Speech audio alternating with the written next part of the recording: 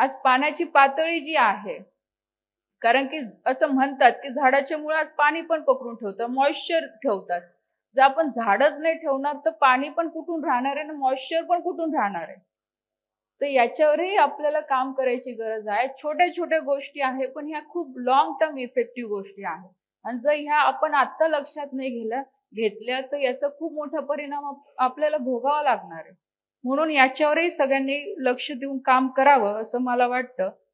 आणि तसंच दुसरी गोष्ट, की इथे ठीक आहे मेगा रिचार्ज प्रयत्न करतोय, होणारच आहे. पण एवढा मोठा प्रोजेक्ट आहे त्याला टाईम पण खूप लागणार आहे. बाकीचे इरिगेशनचे प्रोजेक्ट चालू आहे. तिसरी गोष्ट जी आपण करू शकतो, जे आपल्या शेताच्या, गावाच्या बाजूला जे नाले असतील, त्याचं खोलीकरण कसं होईल?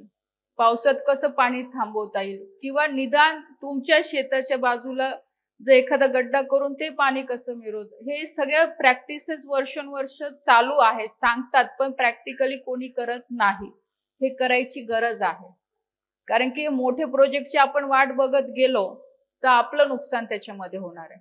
म्हणून एक शेतकरी म्हणून वेगळ्या-वेगळ्या दिशेने आपण विचार करावं, की आपली शेती आपल्याला जपायची आहे. त्याच्यासाठी आपल्याला पाणी पण लागणार आहे, टेम्परेचर पण कमी करायचंय, उत्पन्न पण चांगलं करायचंय, मार्केटिंग पण करायचंय. ह्या दृष्टिकोनातनं आपण विचार करा.